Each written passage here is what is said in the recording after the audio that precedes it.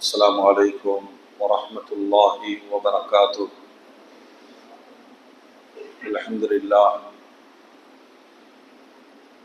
لله رب العالمين والعاقبة للمتقين والصلاة والسلام على رسوله سيدنا محمد وعلى آله وصحابه أجمعين.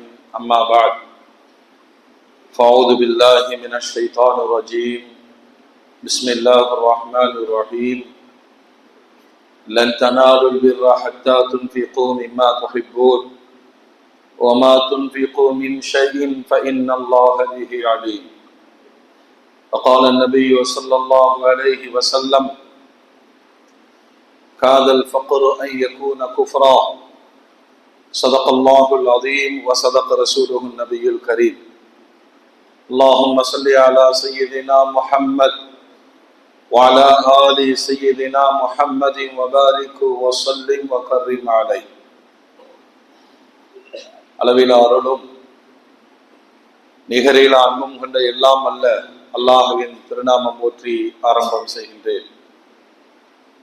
சாந்தியும் சமாதானமும் ஈருலக சர்தார், அகிலத்தின் அருட்கொடை, பிரபஞ்சத்தின் பேரொளி, நம் உயிரினும் மேலாகிய கண்மணி நாயகம் ஹஜ்ரத் முஹம்மது ரசூலுல்லாஹ் ஸல்லல்லாஹு அலைஹி வஸல்லம் அன்னவர்களின் மீதும், அன்னாரின் அடிச்சுவற்றை பின்பற்றி வாழ்ந்து வழிகாட்டிய உத்தம சத்திய சஹாபாக்கள்,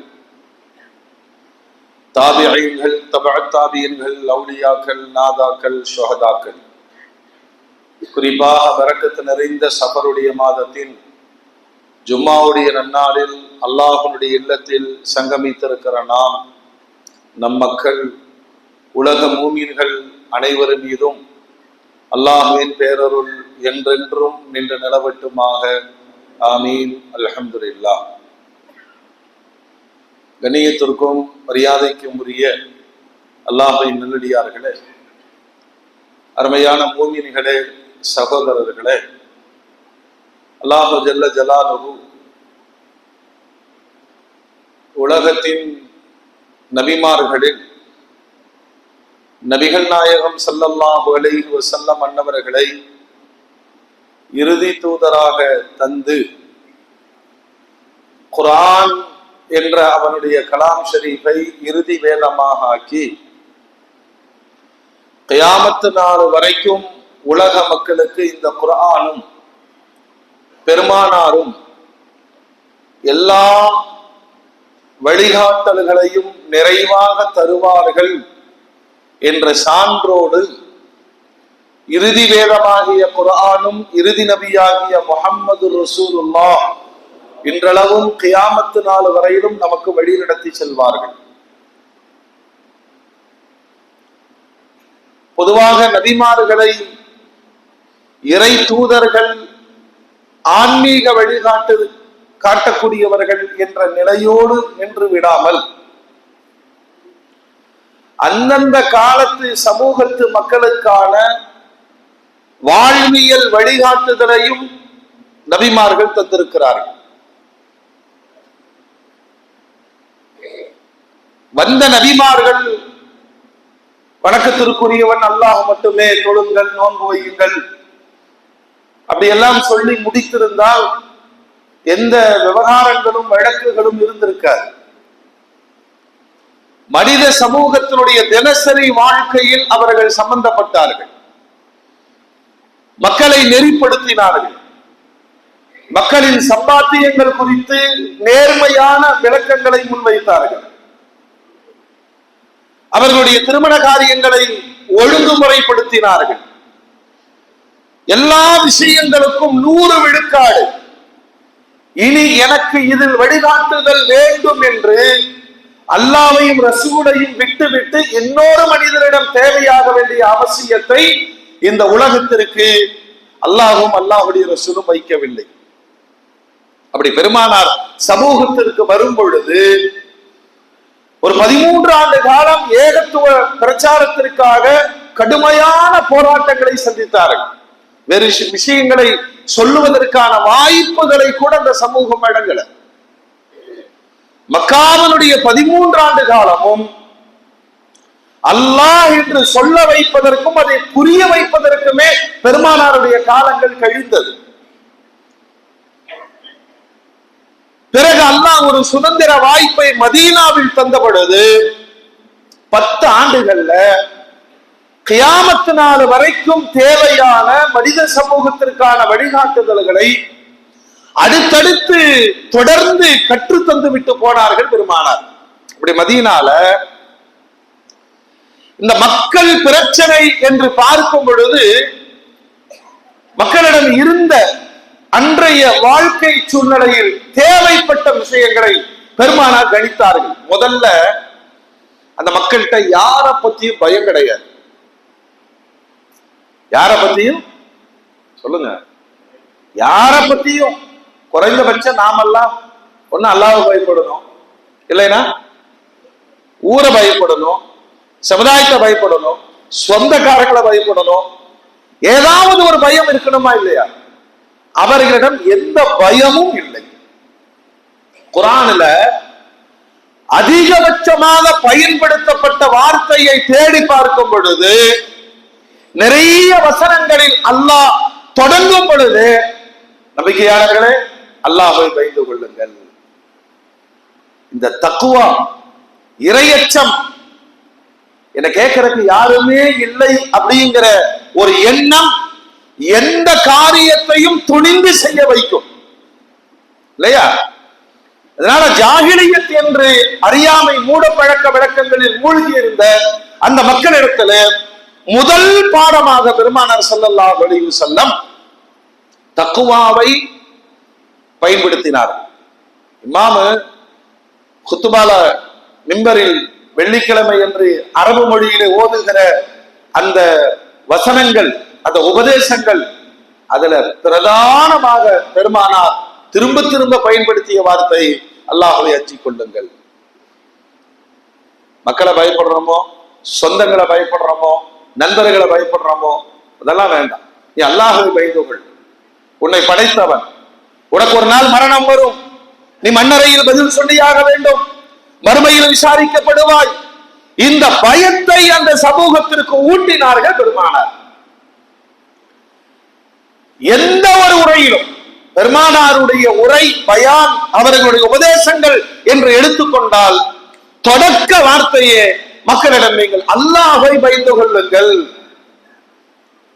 யார்கிட்டையும் இந்த உணர்வு ஆழமாக பதிந்திருச்சுன்னு சொன்னா உணர்வுகளின் வெளிப்பாடாக பிறக்கிற செயல்கள் சரியா இருக்கு.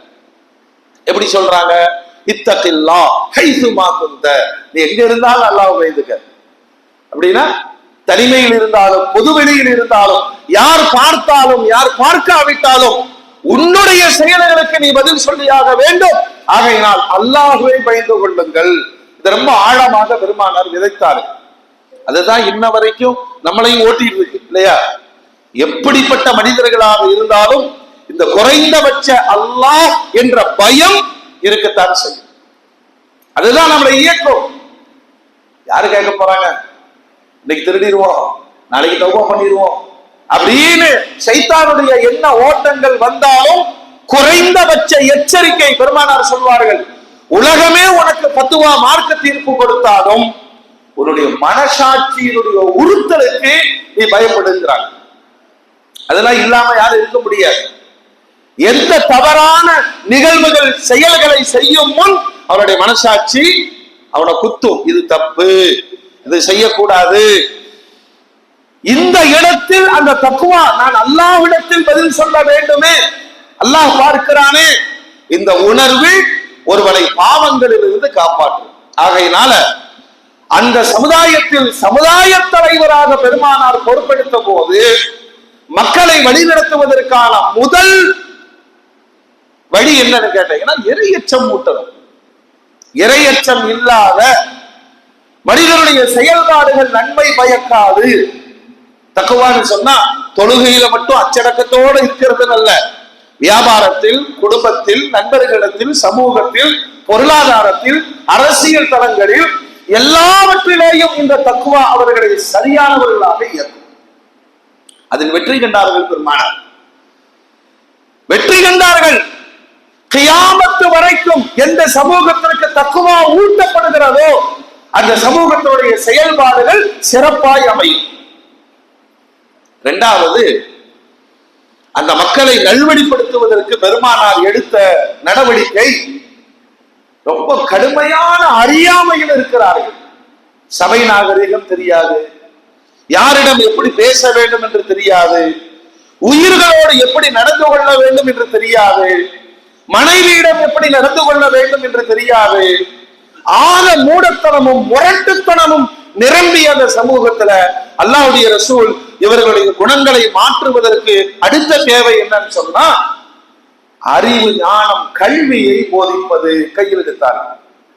உலகத்துல எந்த நாடுமே இன்ன வரைக்கும் 100 விழுக்காடு கல்வியில வெற்றி கண்டது இல்லை. எல்லா நாட்டிலேயும் விழுக்காடுகள் குறைந்த அளவே கற்கிறார்கள். கற்றுக்கொள்ளுங்கள் கற்றுக்கொள்ளுங்கள் என்று அரசாங்கம் பிரச்சாரம் தொடர்ந்து செய்து கொண்டிருக்கிறது. ஆனால் 1400 ஆண்டுகளுக்கு முன்பு ஐரோப்பியர்களை விட 100 விழுக்காடு கல்வியில் முழுமை பெற்ற சமுதாயமாக உருவாக்கி பார்த்து விட்டுதான் மறுமை பயணம் மேற்கொண்டார்கள் நபிகள் நாயகம் ஸல்லல்லாஹு அலைஹி வஸல்லம். கல்வின்னு சொன்னா எந்த கல்வி விழிப்புணர்வை தருமோ, எந்த கல்வி பாவங்களை குறைக்குமோ, எந்த கல்வி அல்லாஹ்வுடைய தேடலை அதிகரிக்குமோ, எந்த கல்வி நாகரிகத்தை தருமோ, அதாவது இறை கல்வியை தந்தார். குர்ஆன் தான் சிலபஸ், பெருமானார் தான் ஆசிரியர். ஒரு 10 ஆண்டுகளில் ஒரு கல்வி நிலையம் என்ன சாதிக்க முடியும்னா 100 விழுக்காடு. அதுல அந்த சிலபஸும் சரி, அந்த மாணவர்களும் சரி, பெருமானார் கட்டமைத்த விதம் அற்புதமானது. பள்ளிவாசலின் வராண்டாவில் தான் அந்த கல்வி நிலையத்தை தொடங்கினார். அஸ்ஹாபு சுஃபா 400 மாணவர்கள். இந்த 400 மாணாக்கர்கள் யாருன்னா பெருவாரியாக குடும்பம் இல்லாதவர்கள், அயல் தேசத்துக்காரர்கள், மாற்றுத்திறனாளிகள், வயசு வித்தியாசமெல்லாம் இல்லை, எல்லாரையும் பள்ளிவாசலில் தங்க வைத்து, சிலர்கள் குடும்பம் இருக்குனாங்க, தொழில் இருக்குனாங்க, விவசாயம் இருக்கு என்று சொன்னார்கள். அவர்களுக்கும் கல்வி கிடைக்கணும். ஆகையினால் முறைசாரும் கல்வியை பெருமானார் ஏற்படுத்தினார்கள். முறைசாரும் கல்வினா, நீ ஒரு நாளைக்கு வேலைக்கு போ, உன் சார்பா ஒருத்தர் படிப்பாரு, நீ சம்பாதித்ததில் பாதியை அவருக்கு தர வேண்டும். மறுநாள் அவர் வேலைக்கு போவார், அவர் சம்பாத்தியத்தில் பாதி தருவார், நீ கற்றதை அவருக்கு கற்றுத்தர வேண்டும். அல்லாஹ் அக்பர். ஒரு ஜமாத்துல ஒரே ஒரு மாசம் போதும், எல்லாரும் ஓடு குர்ஆன கையில எடுத்துட்டோம்னு வச்சுங்களேன், என்ன வேலைகள் இருந்தாலும் சரி, ஒரே மாசத்துல குர்ஆனை மிக சரளமாக அந்த இறையச்சத்தோடு ஓதி முடித்து விடுகிற அளவுக்கான வாய்ப்புகளை பெருமானார் தந்திருக்கிறார்கள். நாம தான் இன்னும் கையில் எடுக்கிறது இல்லை இல்லையா? அதற்கு நீங்க ஓதுங்க, அதற்கு நீங்க ஓதுங்க. நான் வாழும் போது நீ தான் ஓதணும், நான் செத்தாலும் நீ தான் ஓதணும். நான் ஓதவே மாட்டேன், எவ்வளவு அறியாம நான் ஓதவே மாட்டேன். நீ எவ்வளவு வாய்ப்பு கொடுத்தாலும் ஓத மாட்டேன். பெருமானாரை விட வயது மூத்தவர்கள், ஹதீஸ்ல வருது, புருவத்தில் ரோமங்கள் நரைத்து போனவர்கள் பெருமானாருக்கு முன்னால் மண்டியிட்டு கல்வியை கற்றார்கள். இதுல உலகியல் கல்வி, மறுமை கல்வி அதெல்லாம் கிடையாது, கல்வி கற்றார்கள். எந்த கல்வி மனிதனை நல்லவனாக வாழ வைக்குமோ அந்த கல்வியை பெருமானார் கற்றுத் தந்தார்கள். அதனாலதான் ரொம்ப அவங்க கல்வி இல்லாததுனாலதான் இப்படி கேட்கிறாங்க, யார சூழல்லாம் நீங்க என்ன குழந்தைகளுக்கு முத்தம் கொடுக்குறீங்க, இப்படி பாசமா இருக்கிறீங்க. எனக்கும் 10 குழந்தை இருக்கிறது, ஒரு நாள் கூட என் குழந்தைகளை நான் முத்தம் கொடுத்தது இல்லைங்கிறார். இது தவறு அல்ல, அறியாமை. அல்லாஹ்வுடைய ரசூல் அவர்களுக்கு புரிய வைக்கிறார்கள். யாருடைய மனதில் அல்லாஹ் இரக்கத்தை தந்திருக்கிறானோ அவர்கள் குழந்தைகளிடம் பாசத்தை வெளிப்படுத்துவார்கள். உன்னுடைய இதயத்தில் அல்லாஹ் இரக்கத்தை எடுத்து விட்டால் நான் என்ன செய்ய முடியும்? அதோடு நிக்கிற, நீ அல்லாஹ்ட்ட கேளு, யா அல்லாஹ் நீ கருணையாளன் ரப்பே, நீ இறக்க முடியும் ரப்பே, என் மீது இறக்கப்படுகிறாய், நான் என் குழந்தைகள் மீது இறக்கப்படுகிற தன்மையை எனக்கு கொடு. பாடசாலை பெருமானார் நடத்தினார்கள் 100 விழுக்காடு.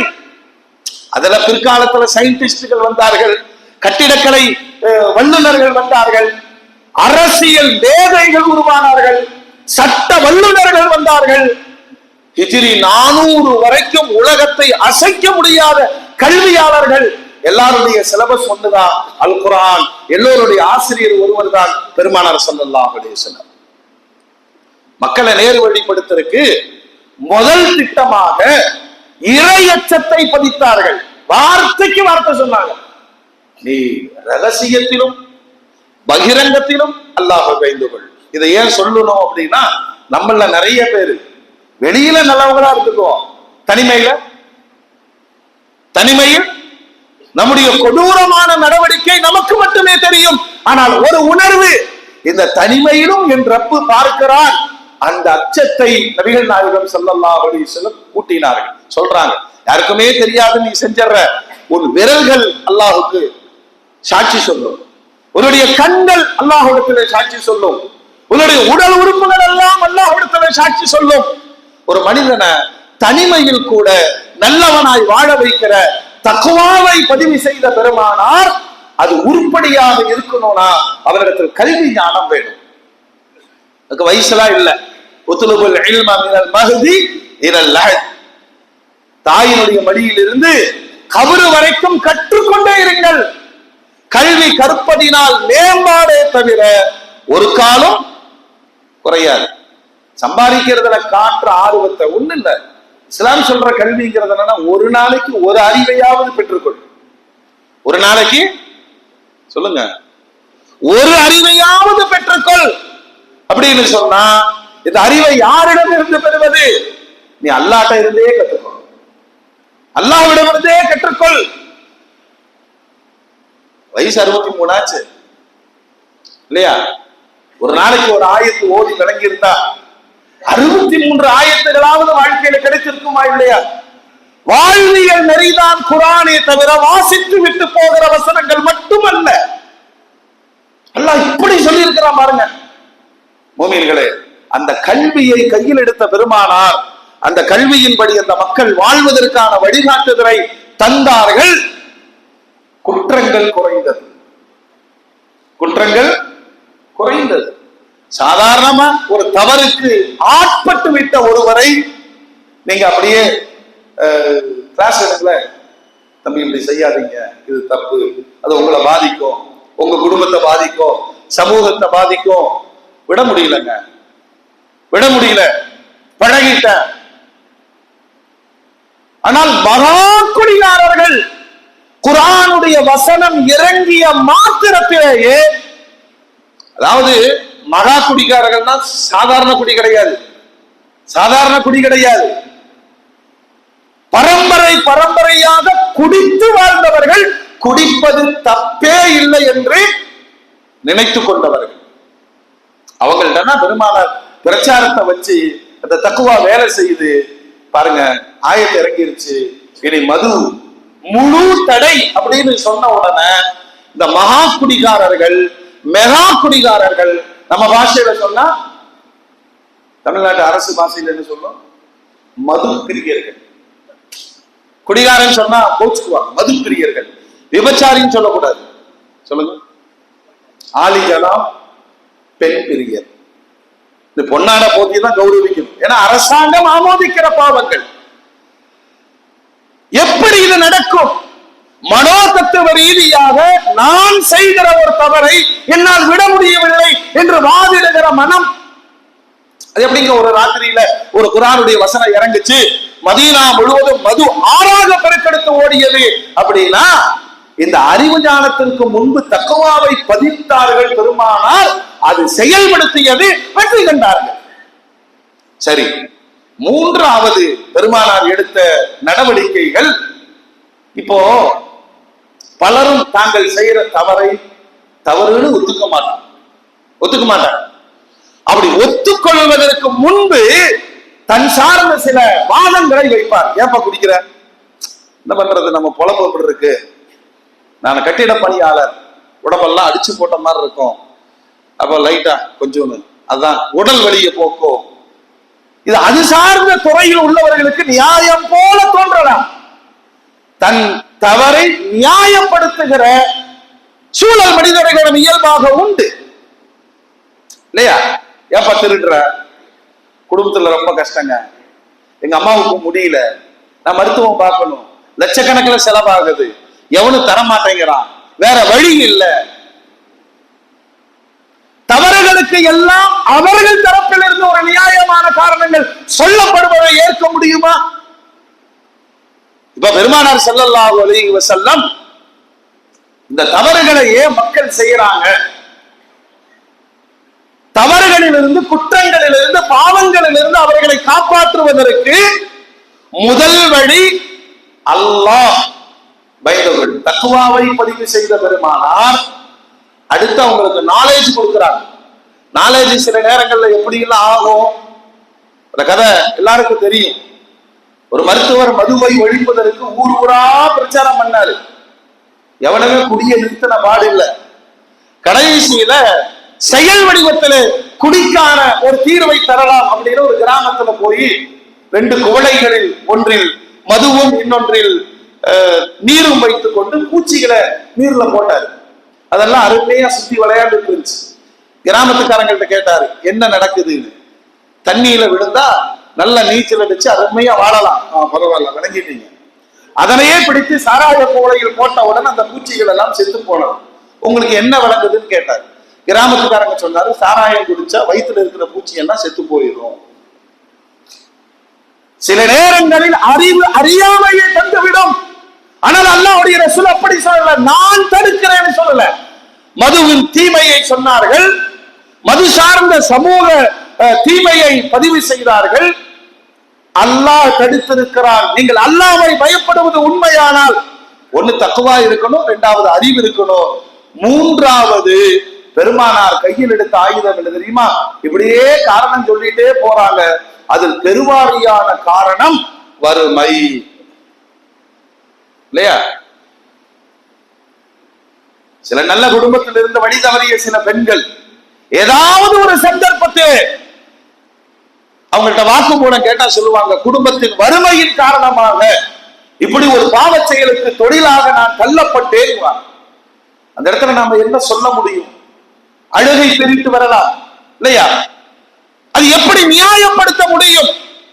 திருடுவதற்கும் ஒரு நியாயம், விபச்சாரத்திற்கும் ஒரு நியாயம், மது குடிப்பதற்கும் ஒரு நியாயம்.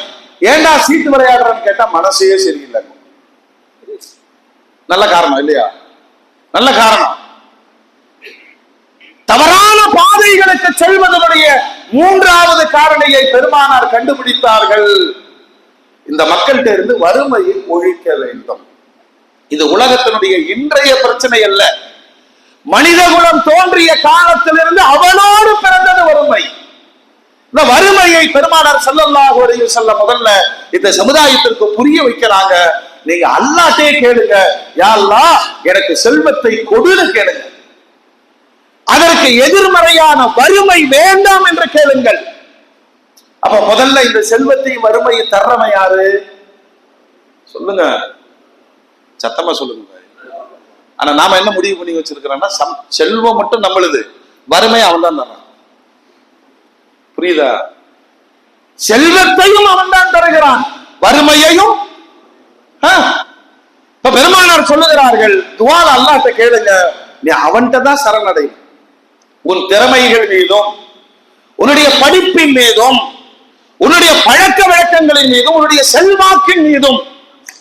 சில பேருக்குன்னா காசே தேவைப்படாதுங்க, செல்வாக்களே வண்டி ஓட்டிடுவாங்க.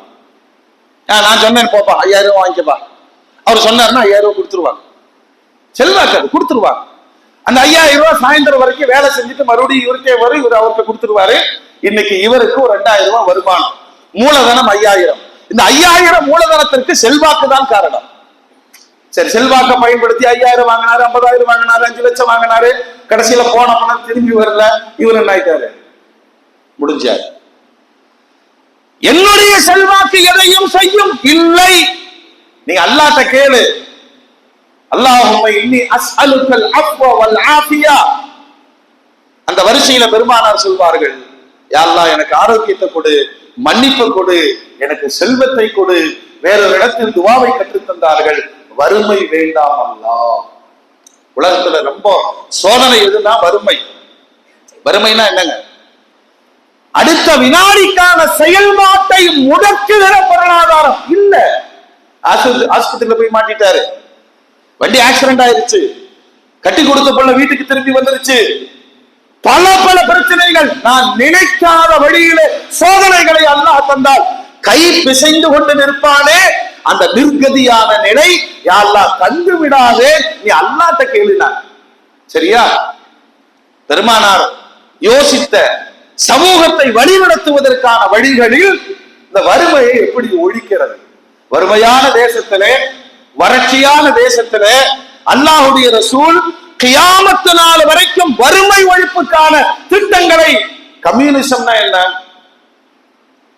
எல்லாமே ஏழைகளுக்கு சொந்தம். முதலாளித்துவம்னா என்ன? எல்லாமே முதலாளிகளுக்கு சொந்தம். இதுதான் உலகத்தை ஆட்சி செய்யுது. ஆனால் பெருமானார் சொன்ன பொருளாதாரம் ஏழை பணக்காரனிடம் சுழன்று கொண்டே இருக்கணும். முதலாளி என்ற உரிமையோடு அவனிடம் முடங்கி கிடக்க கூடாது, தொழிலாளி என்ற உரிமையோடு அவனிடத்திலும் முடங்கி கிடக்க கூடாது. இந்த பொருளாதார பரவல் எல்லாத்துக்கும் காசு போகணும், வரணும். அது எப்படிங்க நடக்கும்? அது எப்படி நடக்கும்? இந்த பரவலான பொருளாதார பயன்பாடு உலகத்தில் வந்துவிட்டால் வறுமை ஒழிந்துவிடும். எங்கிட்ட காசு வர்றதுக்கு ஒரு காரணம் இருக்கணும். சொல்லுங்க, என்ன காரணம் இருக்கணும்? சொல்லுங்க. நான் ஒரு வேலை செஞ்சிருக்கணும், எனக்கு சம்பளமா கிடைக்கணும் இல்லையா? நான் ஒரு முதலீடு செய்திருக்க வேண்டும், லாபமாக வர வேண்டும். வேற வழி என்ன? எந்த காரணமும் இல்லாமல் எனக்கு பொருளாதாரம் வர வேண்டும். என்னால உழைக்க முடியாது, நான் தொழிலுக்கும் போக முடியாது, அல்லது அந்த தொழில் எனக்கு தெரியாது, ஆனால் எனக்கு நிறைய தேவைகள் இருக்கிறது, நானும் சராசரி மனிதனாக வாழ வேண்டும். இப்ப பெருமானார் ஸல்லல்லாஹு அலைஹி வஸல்லம் பொருளாதார பகிர்மானம், வறுமை ஒழிப்புக்கான வழிகள்ல முதல் வழியை சொல்லி கொடுக்கிறாங்க. சம்பாத்தியத்துல ஆண்டுக்கு ஒரு முறை 2% ஜக்காத்தை ஏழைகளுக்கு கொடுங்கள். இந்த ஜக்காத்து வாங்குறவங்களுக்கு ஏழைங்கிற தகுதியை தவிர வேற எந்த காரணமும் தேவையில்லை. புரியுதா? கொட்டாய் வந்துருச்சு. அந்த ஜும்மால வர்ற கொட்டாய் நல்லா இருக்கும். சொல்லுங்க. எந்த காரணமும் இல்லாமல் ஒருவருடைய பொருளாதாரம் இன்னொருவருக்கு போய் சேருகிறது. இப்ப பொருளாதார பகிர்மானம் ஏற்படுதா? ஏற்படுதா? சொல்லுங்க, ஏற்படுதா? அவன் வாங்கறதுக்கு காரணம் எல்லாம் தேவையில்லை. ஏழைக்கு கொடு. இங்க என்ன அல்லாஹ் கிளாஸ் எடுக்கிறான்? நான் 100 ரூபாய் உனக்கு கொடுக்கிறேன், ஏன் சார்பா நீ ஏழைக்கு 2000 ரூபாய் மட்டும் கொடு. அருமையான திட்டம் இல்லையா? ஓரளவுக்கு அவன் வாழாவிட்டாலும் அவன் அளவுக்கு வாழ்வானா இல்லையா? அவன் அளவுக்கு வாழ்வானா இல்லையா? யாரையும் வறுமையில் கொன்றுவிடக் கூடாது. கட்டாய கடமை, பரவு. இஸ்லாமிய ஆட்சியாக இருந்தால் ஜகாத்து கொடுக்காதவர்களுக்கு சிறை தண்டனையும், ஜகாத்து கொடுக்க மாட்டேன் என்று மறுத்தவர்களுக்கு மரண தண்டனை. அப்ப பொருளாதாரம் காரணங்கள் இன்றி வறுமை ஒழிப்புக்காக முதலில் வெளியேற்றப்படுகிறது. ஒன்னாவது. இரண்டாவது, ஆர்வம் ஊட்டுகிறார்கள் பெருமானார். என்ன ஆர்வம் ஊட்டுறாங்க? யா ரசூலுல்லாஹ், ரொம்ப வயிறு வலிக்குது நாயகமே, ஏதாவது சொல்லுங்களேன். ஒரு ஏழைக்கு சதக்கா கொடுங்கிறாங்க. ஒரு ஏழைக்கு பொருளாதாரம் போய் சேருவதற்கு காரணிகள் தேவையில்லை. அப்படின்னா உனக்கு வர்ற கஷ்டத்துக்கு தீர்வு என்னன்னா தர்மம். அல்லாஹ்வுடைய ரசூல் சொல்லுவாங்க, அல்லாஹ்வுடைய கோபத்தை தணிக்கக்கூடியது தர்மம். அல்லாஹ் மேல கோபப்பட்டாத, நீ தர்மம் கொடு. உன்னுடைய துஆ ஏற்றுக்கொள்ளப்பட வேண்டும், தர்மம் கொடு. என் விதி மாறணும், தர்மம் கொடு. நீங்கள் பெருமானாருடைய எந்த பாடத்தையும் எடுத்து பாருங்கள், சதக்காவை தூண்டாத இடம் கிடையாது. அதனாலதான் உலக வரலாற்றிலேயே கொடுக்கும் தன்மை உடைய மக்கள் ஈமானிய சொந்தங்கள் ரெக்கார்டு இன்ன வரைக்கும் பேரிடர் நடந்தது. மக்களுக்கு ஒவ்வொரு ஜும்மால எப்படிங்க கொடுக்கிறோம்? ஒரு இமாம் ஒரு செய்தி சொல்றார், பாவப்பட்ட ஒரு எதீமான பெண்ணுங்கிறார். அந்த பெண் யாருன்னு உங்களுக்கு தெரியுமா? அந்த ஒரு வார்த்தை அல்லாஹ் அதோட வாழ்க்கை நல்லா இருக்கட்டும். ஒரு கூலி 10 ரூபாய் எடுத்து போடுறானே, பொருளாதாரம் வறுமை ஒழிப்புக்கான மூலம். அதனாலதான் பெருமானார் சொல்றாங்க, எந்த சந்தர்ப்பத்திலும் யாசகம் கேட்காதே. நீ யாசகத்தின் வாசலை திறந்தால் அல்லாஹ் வறுமையினுடைய வாசலை உனக்கு திறந்து விடுவார். ஒரு கணக்கு போட்டு பாருங்களேன். இந்த பிச்சைக்காரங்க டெய்லியும், இப்ப பிச்சைக்காரன் கூட சொல்லக்கூடாது, யாசக பிரியர் என்னெல்லாம் நாட்டுல நடக்குது. அவன் ஒரு கனவு போயிட்டு வந்து சும்மா கூப்பிட்டு கேட்டான் சம்பாதிச்சிடறாங்க. சாதாரணமா கணக்கு போடல, மாசத்துக்கு எவ்வளவு ஆச்சு? 15,000 ரூபாய் ஆச்சு. ஐடி ஃபீல்டுல இருக்கிறவனுக்கு கிடைக்கிறது இல்லை. இப்ப அவன் பிச்சை எடுத்துட்டு இருக்கிறான். எல்லாம் இறக்கி விட்டு 17 இவன் பரவாயில்லை. யோசிச்சு பாருங்க, மாசம் 15,000, வருஷம் எவ்வளவு பெரிய பணக்காரன். ஆனால் அவன் மவுத்து வரைக்கும் பிச்சை எடுக்கிறதா பழப்பாரு. இந்த பொருளாதாரம் அவனுக்கு மென்மேலும் வறுமையை கூட்டுமே தவிர அவனுக்கு பொருளாதாரத்துல தன்னிறைவை தராது. பெருமானார் கடுமையாக சாடினார்கள், யாசகம் கேட்காதீர்கள் இல்லையா? இப்போ இந்த பொருளாதாரம் பரவலாக ஆகிறதுக்கு 2வது வழி சதக்கா. இந்த ரெண்டுமே ஒரு மனிதனுடைய தன்மானத்தை பாதிக்கும்.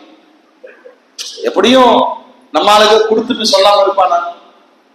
நமக்கு தூக்கம் வராது. போன் போட்டு 10 பேருக்கு சொல்லுவாங்க, அவர் வந்தாரா, 5000 ரூபாய் கொடுத்தங்க, இல்லைன்னா தூக்கம் வராது சொல்லிடுவான். தன்மானம் பாதிக்கும். எதுல? ஜக்காத்திலும் சதக்காவும். அதனாலதான் அல்லாஹ் சொல்றான், எவ்வளவு மறைத்து கொடுக்கிறீர்களோ அந்த அளவு நல்லது. விளம்பரத்துக்கு செய்யாதீங்க. ஏன்னா ஒரு தனி மனிதனுடைய தன்மானம் பாதிக்கப்படும். நம்ம மனசு கேட்காது. பல பேர் பார்க்கும் போது கொடுக்கணும், நான் கொடுத்தேன்னு சொல்லிட்டு லைனா சொல்லுவான். கடைசியில அவனே மண்டகான், இந்த 10 ரூபாய் நீயே வச்சுக்கோ, அவ்வளவு சொல் எடுக்கிறாரு.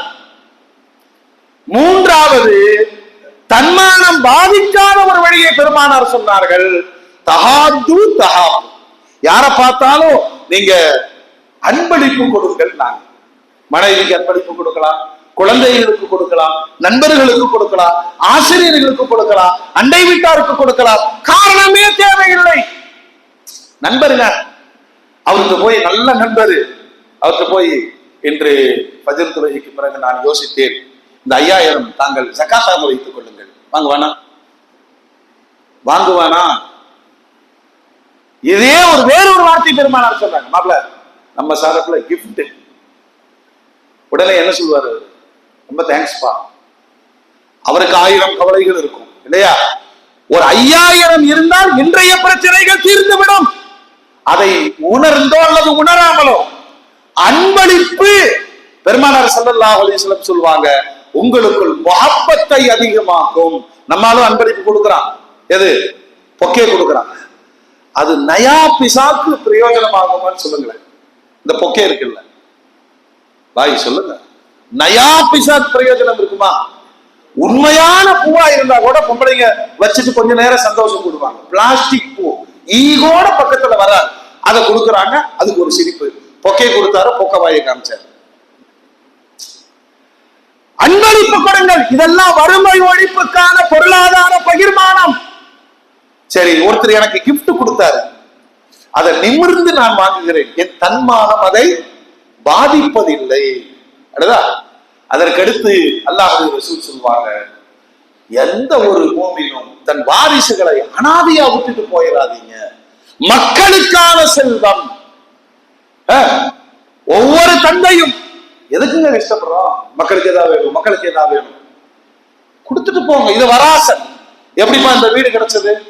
எங்க அத்தாவுடைய சொத்துல எனக்கு வந்த பங்கு, வாரிசுரிமை திட்டம் குர்ஆன் நிலைநிறுத்தியது.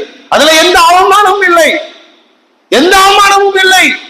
பொருளாதாரம் ஒரு இடத்தில் முடங்கி கிடப்பதை பகிர்ந்து 7 பிள்ளைகளுக்கு அது பயனளிக்கிறது இல்லையா? இப்ப பாருங்க, ஏதாவது ஒரு வழியில பொருளாதாரம் இருப்பவர்களிடம் இருந்து இல்லாதவர்களுக்கு ஜகாத்தாக, சதகாவாக, அன்பளிப்பாக, வராசத்தாக, கஃபாரா.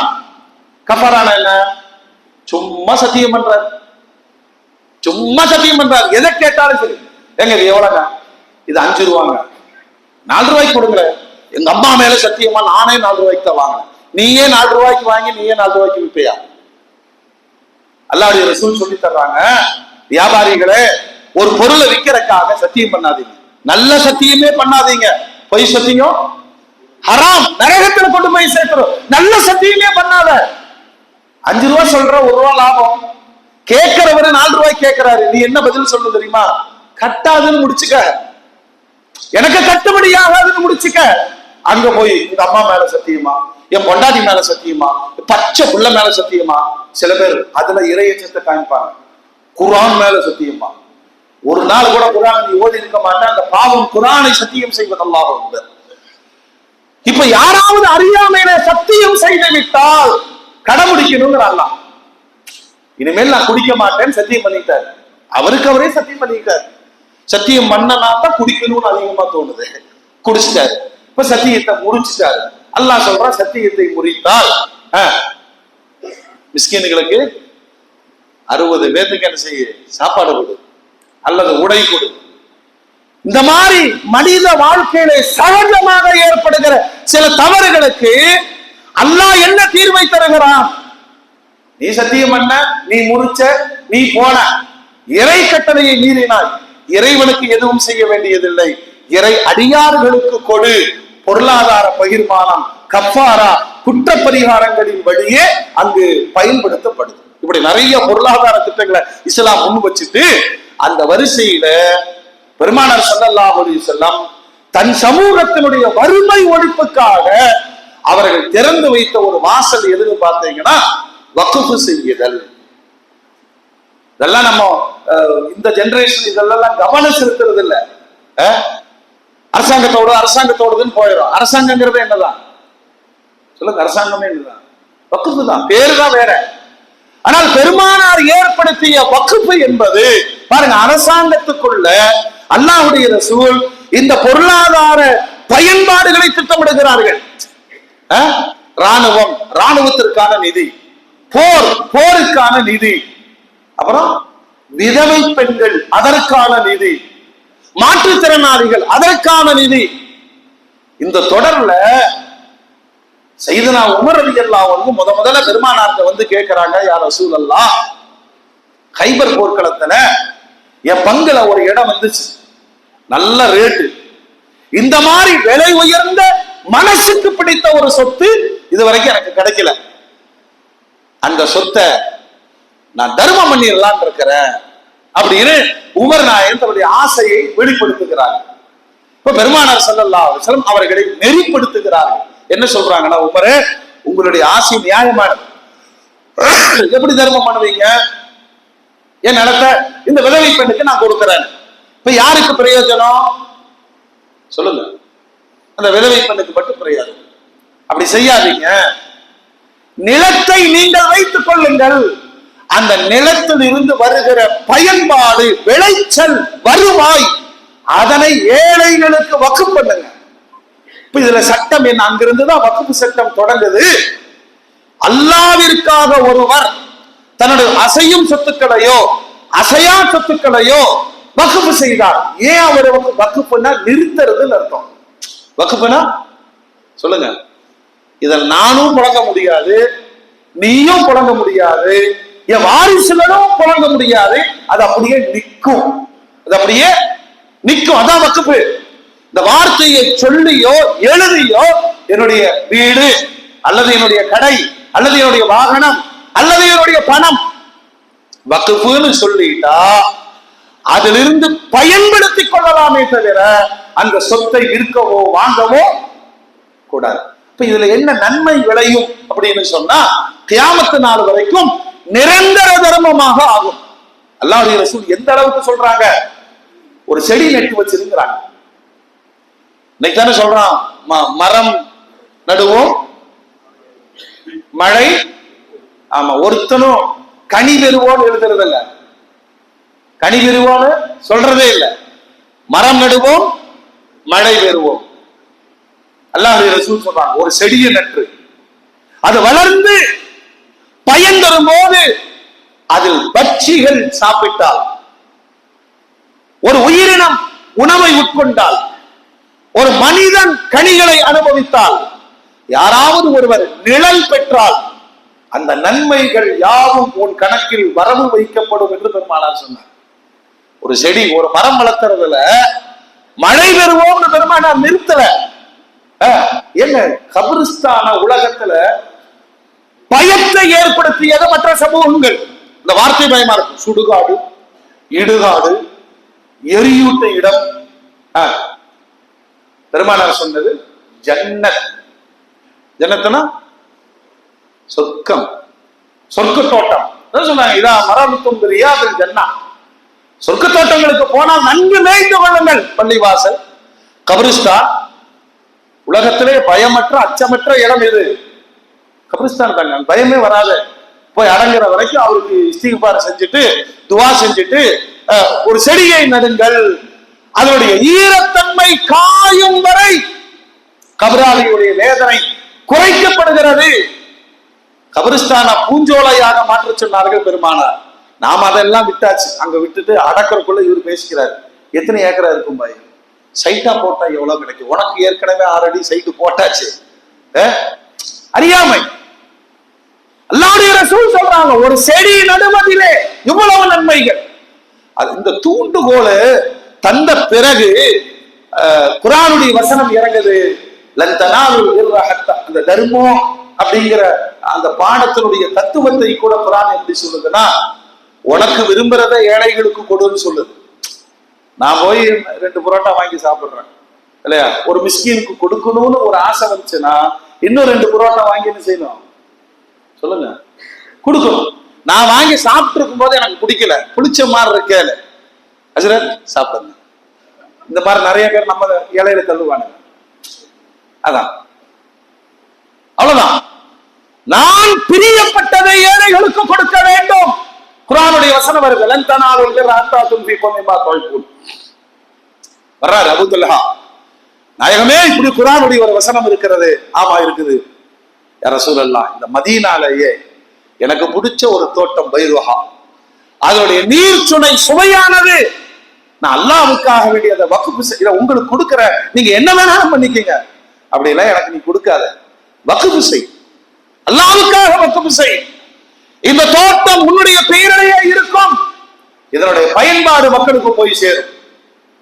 அப்போ ஒரு சொத்தை விற்பனை செய்யாமல் தடுத்து நிறுத்தி அதனுடைய பயன்பாட்டை இந்த சமூகத்தில் இருக்கிற வறுமை கோட்டில் உள்ளவர்களுக்கு கொடுத்தல் பெருமானார் தொடங்கி வைத்தார்கள்.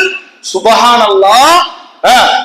ஏறத்தாழ சஹாபாக்கள் செய்த வக்ஃபுகள் கொஞ்சம் நஞ்சம் கிடையாது, கொஞ்சம் நஞ்சம் கிடையாது. ஏராளம் 52 நாடுகள் உலகத்துல, இஸ்லாமிய நாடுகள்ல எல்லா நாட்டிலேயும் வசாரத்துல் அவுகாப்னு தனியா ஒண்ணு இருக்கு. வக்ஃபு சொத்தினுடைய அமைச்சகம், அதுக்குன்னு தனி அமைச்சர், அதற்குன்னு தனி ஊழியர்கள். எப்படி வருவாய் பெறப்படுகிறது, பயனாளிகளுக்கு எப்படி கொடுக்கப்படுகிறது, வக்ஃபு சொத்திலே ஊழல் நடக்கக்கூடாது, முறைகேடு நடக்கக்கூடாது, நிர்வாகங்கள் சரியாக இருக்கணும். இத்தனை திட்டங்களையும் அல்லாஹ்வுடைய ரசூல் இந்த உம்மத்திற்கு ஏழைகளுக்கான நிரந்தர சொத்தின் பாதுகாப்பை உறுதி செய்தார்கள். இந்தியாவை பொறுத்த வரைக்கும் முகலாயர்கள் காலத்துல இது ரொம்ப பாதுகாப்பான ஒரு துறையாக கண்காணிக்கப்பட்டது. அவுரங்கசீப் பாட்ஷா காலத்துல கடைசியா அந்த முகல் சாம்ராஜ்யம் சரிந்த பொழுது அது கேட்பாரற்று போனது. இந்தியா முழுவதும் நீங்கள் தேடி பயணித்தால் இந்திய அரசாங்கத்தில் 3வது இடத்தில் அதிக சொத்துக்களையும் அதிக வருவாயும் தரக்கூடிய ஒரு துறை எதுனா வக்ஃப். 1வது ராணுவம், 2வது ரயில்வே. சொல்லுங்க. சரி, இந்த வக்ஃப் யாருக்கு சொந்தம்? சொல்லுங்க, யாருக்கு சொந்தம்?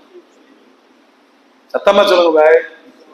அப்ப இன்னும் நீ மனு போட்டுட்டு இருக்கல, விதவை பெண்ணுக்கு பென்ஷன் கொடு, மாற்றுத்திறனாளிக்கு பென்ஷன் கொடு, தையல் மிஷினுக்கு கொடு, கண்ணாடிக்கு 500 ரூபாய் கொடு. எந்த அரசாங்கத்திலையும் போக வேண்டியதில்லை.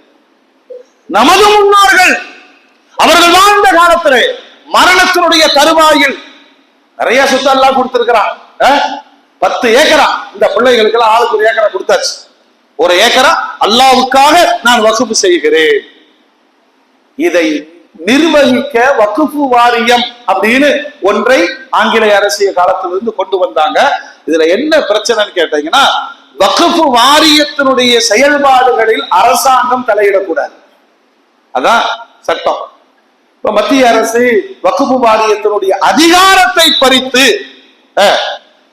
அதுல நாம நியமிக்கலாம், நாம சில தீர்ப்புகளை கொண்டு வரலாங்கும் போது என்ன ஆகும்னு சொன்னா, முகலாயர்கள் காலத்திற்கு பின்னால் ஆங்கிலேயருக்கு காலையும் சுதந்திரம் அடைந்து 78 ஆண்டுகள் இந்த சமூகத்தின் வக்ஃப் சொத்துக்களின் பயன்பாடு இந்த சமூகத்தின் ஏழைகளுக்கு கிடைக்கவே இல்லை. இந்த சமூகத்தினுடைய இந்த முத்தவல்லின்னு ஒண்ணு சொல்றாங்களே, அது என்னங்க? சத்தமா சொல்லுங்க பாரு. நமக்கே தெரியாம முத்தவல்லியா இருக்கிறோம். அதான் முத்தவல்லின்னு சொன்னா வக்ஃப் சொத்தை நிர்வகிக்கக்கூடிய பொறுப்பாளி. இது முகலாயர்கள் கொண்டு வந்தது. முத்தவல்லிங்கிற வார்த்தையை பொறுப்பாளின்னு அர்த்தம். அது நம்ம எல்லாமே மறந்துட்டோம். பள்ளிவாசலுக்கு முத்தவல்லி அதனுடைய பவர் என்ன அப்படின்னா, வக்ஃப் சொத்துகள் அவருடைய கண்ட்ரோல்ல இருக்கணும். ஏன்னா இந்த சமூகத்துல எவ்வளவு அனாதைகள், எவ்வளவு மாற்றுத்திறனாளிகள், எவ்வளவு மனநலம் குன்றியோ, எவ்வளவு விதவை பெண்கள், எவ்வளவு வயோதிகர்கள். யாருடைய வறுமை எனக்கு தேவையில்லை, நான் நிறைய சம்பாதிக்கணும், நான் நல்லா வாழும். அல்லாஹ் அக்பர். சுமார் கணக்கு சொல்றேன். தமிழகத்துல ஒரு 15,000 பள்ளின்னு வச்சுங்க. இதே இந்த ஜும்மாவுடைய நேரத்தில் எல்லா பள்ளியிலும் ஏதோ ஒரு வறுமைக்காக இமாம் குரல் கொடுப்பார், நாம் பணம் கொடுப்போம். இப்படி அல்லாஹ் வச்சிருக்கான், இப்படி அல்லாஹ் வச்சிருக்கிறான். நம்ம சில பேர் கேட்கலாம், என்னப்பா உங்களுக்கு அவ்வளவு சொத்து வச்சுட்டு போயிருக்காரு, நீ ஏன்டா இப்படி கஷ்டப்படுற? எல்லாம் விட்டுட்டு தான் போனாரு, எங்க சின்னத்தை கேஸ் போட்டாரு, அவனும் நீங்கல்ல நானும் நீங்கல்ல, நாசமா போயிட்டோம் சொல்றாங்கல்ல. பல்லாயிரம் கோடி இந்திய பொருளாதாரத்தில் 3வது இடத்தில் பொருளாதாரத்தை கொட்டி கொடுக்கிற வக்ஃபினுடைய சொத்துக்கள் முஸ்லிம்களுடைய அறியாமையினால் நம்ம தான் சண்டை போட்டே இருக்கிறோமே. அதான் பிரச்சனை. அறியாம எங்க சொத்தை கேட்பதற்கான உரிமை கூட எங்களுக்கு தெரியாது. எங்கெல்லாம் வேற எங்கேயும் வேணாம். இங்க திவான் புதூர்னு ஒரு ஊர் இருக்கு, 100 ஏக்கர் சும்மாவே கிடக்குது. சமுதாயத்துல பேசுறாங்க, முஸ்லிம்களுக்கான ஒரு பிரசவ ஆஸ்பத்திரி இல்ல, மைனாரிட்டி முஸ்லிம்களுக்காக மகளிர் கல்லூரி இல்ல, பாதுகாப்பு கருதி இல்ல இல்ல இல்ல இல்ல. இந்த வக்ஃப் நிலங்களை எடுத்து அதில் கல்லூரிகள் கட்டுவதற்கான வாய்ப்புகள் நீட்டா வக்ஃப் வாரியத்தினுடைய அதிகாரங்களை வெட்டிட்டோம்னா பாஜக அரசு கையகப்படுத்தும். வக்ஃப் நிலங்கள் கூட அம்பானிகளுக்கும் அதானிகளுக்கும் போய் சேர்ந்தாலும் கல்கத்தால ஒரு தெருவே மன்னர்களுக்கு சொந்தமானது. அதனுடைய பேர குழந்தைகள் அந்த தெருவில் ரிக்ஷா ஓட்டி கொண்டு இருக்கிறார்கள், தங்களுடைய சொந்த சொத்துக்களை அரசாங்கங்களுக்கு தாரை வார்த்து விட்டு. அறியாமை. இது பலரும் நடக்கலாம். சரி, பழைய காலத்துல அறியாம விடுங்க, இன்னைக்கு எல்லாம் அப்டேட் ஆகிறோம்ல. இன்னைக்கு பெருசுகள்லாம் டிக்டாக் பண்ணிட்டு இருக்குங்க, பெருசுகள்லாம் டிக்டாக் பண்ணிட்டு இருக்கு, கண்டதெல்லாம் பார்க்கலாம். யாராவது ஒரு 10 பேர் சமூக ஆர்வத்தோடு முதல்ல வக்ஃப் சொத்துக்களுடைய ரிகார்டு வேணுமா இல்லையா? திப்பு சுல்தான் மானியமாக கொடுத்த அந்த சொத்துக்களில் தொடங்கி நமது முன்னோர்கள் தந்த சொத்துக்கள் வரைக்கும் ஆதாரங்களை தொலைத்து விட்டோம் அல்லது புதுப்பிப்பதற்கு மறந்து விட்டோம். ஜும்மால வசூல் பண்ணனா எளிமையா வாங்கி கொடுத்துட்டு போயிடலாம்னு நினைக்கிற மனசு, என் சொத்தை மீட்டு என் விதவிகளுக்காக நான் உதவினேன் அப்படிங்கிற களப்படி இளைஞர்களுக்கு உண்டா இல்லையா? நீங்கெல்லாம் போராட்டம், ஆர்ப்பாட்டம், இயக்கம், கட்சி, அரசியல். முதலமைச்சரை பேசினா இவனுக்கு கொதிக்குது. ஏன் கொதிக்குதுன்னு என்ன எனக்கு புரியல. உனக்கு ஏப்பா கொதிக்குது? கொஞ்சம் யோசிங்க. நீங்கள் அல்லாஹ்வுடைய அருமையான உம்மத்துகள், அரசியல்வாதிகளை நம்பி இன்னும் பயணிக்காதீர்கள். இந்த சமுதாயத்திற்கான நிறைய தளங்களை அல்லாஹும் அல்லாஹ்வுடைய ரசூலும் தந்திருக்கிறார்கள். இந்திய தேசத்திலே நீங்கள் எதையும் சாதிக்க முடியாது. வரக்கூடிய காலங்கள்ல பள்ளிவாசல் எல்லாம் எங்க கண்ட்ரோல்ல வரணும் அப்படின்னு சட்டம் போட்டால் நீங்கள் என்ன செய்வீர்கள்? உடனே நமக்கு தெரிஞ்சது பள்ளிவாசலுக்கு வந்து ஆர்ப்பாட்டம். அது தீர்வு அல்லவே, அது தீர்வு அல்லவே. இருக்கிற வக்குப்பு சொத்துக்களையாவது பாதுகாப்பதற்கு ரொம்ப தூரம் போக வேண்டியதில்லை. நான் குறைஞ்சபட்ச ஒரு செய்தியை சொல்றேன். சமூக அக்கறை உள்ளவர்கள் கொஞ்சமாவது கவலைப்படுங்கள். ஒவ்வொரு ஜமாத்திலையும் ஒரு லாயர் இருக்கணும். இருக்காரா? பைசாப் இருக்காரா? ஏன் வைக்கல? மற்ற இடங்களில் இவ்வளவு வலுவான சட்ட திட்டங்களோடு பொது சொத்துக்கள் இல்லை. இனி எல்லாம் வக்குப்பு சொத்து, ஜமாத்து சொத்து எல்லாம் அரசாங்கத்திற்கு அப்படின்னு போயிருச்சு. காமன் சிவில் கோட் கொண்டு வந்துட்டு இருக்கான், சட்டமில்லாம கொண்டு வந்துட்டு இருக்கிறான். நம்ம துபாயில வாழல, சவுதியில வாழல, பன்முகத்தன்மையோடு இந்திய ராஜ்யத்தில் வாழுகிறோம். எல்லா மக்களுக்கான சம உரிமை நமக்கு இருக்கிறது. எவ்வளவு சட்டங்களுக்கு மத்தியிலே தான் நாம் நசுக்கப்படுகிறோம். அடுத்த தலைமுறை முழுமையான அனாதையாகுவதற்கு நாம் நடவடிக்கை எடுக்காதது காரணமாக ஆகிவிடுவோம் என்ற உணர்வு நமக்குள் இருந்தால், வகுப்புகள் குறித்து ஒவ்வொரு ஜமாத்தும் ஒரு லாயரை போட்டு முன்னோர்கள் செய்த வகுப்புகள் டாக்குமெண்ட் எல்லாம் பக்காவா பண்ணி, இதனுடைய அடுத்த கட்டம் என்ன, இந்த வருவாய்கள் எங்கே போகிறது? ஏகதேச ஜமாத்துகள்ல பற்றாக்குறையில தான் ஓடுது. உண்மையில சொல்லுங்க, உங்கள்ட்ட 50 ரூபாய் சந்தை வாங்குறதுக்குள்ள தாலி அருந்துறதுங்கிறாங்க. தரமாட்டேங்கிறான், சந்தா தரமாட்டேங்கிறான். எதுக்கு சந்தா தரணும்? இப்ப பள்ளிவாசலுக்கு கரண்ட் பில் யாரு கட்டுவா? யாரு கட்டுவா? ஜமாத்தினுடைய பணிகள் யாரு செய்ய முடியும்? உளவு பேசுற நாமோ இந்த வக்குஃபு சொத்துக்கள் பாதுகாக்கப்பட்டிருக்கா? இதனுடைய ரூல்ஸ் என்ன, ரெகுலேஷன் என்ன? எப்ப அரசாங்கம் இங்கே மூக்கை நுழைக்கும்? மூக்கை நுழைக்காமல் இருப்பதற்கான வழிகள் என்ன? அடுத்த தலைமுறை கேள்வி கேட்பானே, அவனை அனாதையா விட்டுட்டு போயிடக்கூடாது. காலத்தின் சூழல் கருதி ஏன் சொத்து மேல எனக்கு அவ்வளவு அக்கறை இருக்கு. என் பத்திரத்துக்கெல்லாம் தாய் பத்திரம் எடுத்து வச்சிருக்கேன்ல, தாய் சொல்லுங்கள, சொல்லவே மாட்டீங்களே. சொத்து வாங்குறதா இருந்தா எல்லா மூலப்பத்திரம் கொண்டு வாங்க. இன்னைக்கு தேதியிலிருந்து 20 வருஷத்துக்கு, சில பேர் 50 வருஷத்துக்கு என்ன எடுக்கிறாங்க? ஈசி போட்டு பாக்குறாங்க. செலவுதான், செலவானாலும் பரவாயில்ல, உறுதி பண்ணிக்கும். நானே மௌத்தா போயிடுவேன், ஆனா என் சொத்து மௌத்தா ஆகக்கூடாதுன்னு நான் கவலை. அப்ப அல்லாஹ்விற்கு கொடுக்கப்பட்ட சொத்து உனக்கு அவ்வளவு வசாலிதா? இந்த கொடுத்தவருடைய நிய்யத்தை நடத்தணும். கிராமங்கள்ல இருக்குங்க, பள்ளிவாசல் ஒரு தோப்பு வச்சிருப்பாங்க. அவர் எழுதியிருக்காரு, இந்த தோப்பில் வரக்கூடிய வருவாய் ரமலான் மாதத்தில் நோன்பாளிகளுக்கு கஞ்சி காய்ச்சி ஊற்றுவதற்காக நான் வக்குப்பு செய்கிறேன். அவர் எதுக்கு எழுதினாரோ அதைத்தான் செலவு பண்ணணும். சில பேர் பள்ளிகள் இருப்பாங்க, கொண்டு வருவார், இந்தாங்க 10,000 ரூபாய் நோம்பாளிகளுக்கு செலவு பண்ணுங்கன்னு கையில கொடுக்குறாங்க. அந்த 10,000 ரூபாய் வாங்கி இவர் வேற வாங்கி போடுறாரு. என்னதான் செய்ய முடியும்? கஞ்சி ஊற்றுவதற்குத்தான் பயன்படுத்தும். வேற வேற தேவைகள் இருக்குன்னு சொன்னா அவர்கிட்ட சொல்லணும், அப்படி சொல்லி கொடுக்காதீங்க, கொடுத்தவ எல்லாமே கஞ்சிக்கு தான் கொடுத்துருக்கிறான். இந்த காசுல நான் விறகு வாங்கிட்டா, இந்த காசுல நான் பேரிச்சம்பளம் வாங்கிட்டா, இல்ல இத பொதுவா கொடுங்க. பள்ளிவாசலுடைய தேவைகள் இருக்கு. வகுப்புகள் இவ்வளவு நேர்த்தியாக வடிவமைக்கப்பட்டு இருக்கிறது. மோமின்களே, நான் சொல்றதா, என் சொத்துல நான் காட்டுற இவ்வளவு அக்கறை, யாரோ ஒரு மனிதர், அவர் யாரை நம்பி கொடுத்துட்டு போனாரு? சொல்லுங்க, யாரை நம்பி கொடுத்துட்டு போனாரு? பாப்பா ஏதாவது சொல்லுங்க பாப்பா, யாரை நம்பி கொடுத்துட்டு போனாரு? அல்லாஹ்வை நம்பி கொடுத்துட்டு போனாரு. நீ யாரை நம்புற? அல்லாஹ்வை நம்புற இல்லையா? இப்ப அல்லாஹ்வுடைய சொத்தை பாதுகாக்கணுமா இல்லையா? ஒரு பள்ளிவாசலில் சுகாதார குறைவுன்னு சொன்னா தொழுகையாளிகள் எல்லாமே கேள்வி கேட்கிறோமா இல்லையா? ஒரு பள்ளிவாசலுடைய சொத்து அபகரிப்பு செய்யப்படும் போது அந்த ஞானம் இல்ல, அந்த அறிவு இல்ல. குறைஞ்சபட்சம் நான் சொல்றேன், நமக்கு தெரியாதுன்னு சொன்னா ஒவ்வொரு ஜமாத்துக்கு ஒரு லாயர் வச்சு உங்களுடைய பேப்பர்களை சரி செய்து கொண்டு நம் ஊருக்குள்ள எங்கெல்லாம் வகுப்புகள் இருக்கிறதோ அதை இந்த சமூகத்திற்கு பயன்படுகிற விதத்திலே நாம் எப்படி அதை அணுகலாம்? முக்காவாசிங்க அரசு திட்டங்கள் ஒரு கலெக்டர் ஆபீஸுக்கு வந்து அது திரும்பி போறதுங்கிறது முஸ்லிம்களுக்காக, சிறுபான்மை மக்களுக்காக கொடுக்கப்பட்ட நிதிகள் தான் பெருவாரியா திரும்பி போகுது. விதவைகளுக்கு, மாற்றுத்திறனாளிகளுக்கு, படித்த பட்டதாரிகளான இளைஞர்களுக்கான குறுந்தொழிலுக்கு இங்க கோயம்புத்தூர் கலெக்டர் ஆபீஸ்ல இருந்து திருப்பி அனுப்புறான். அவன் எழுதுற செய்தி யாருடைய கோரிக்கையும் வரவில்லை.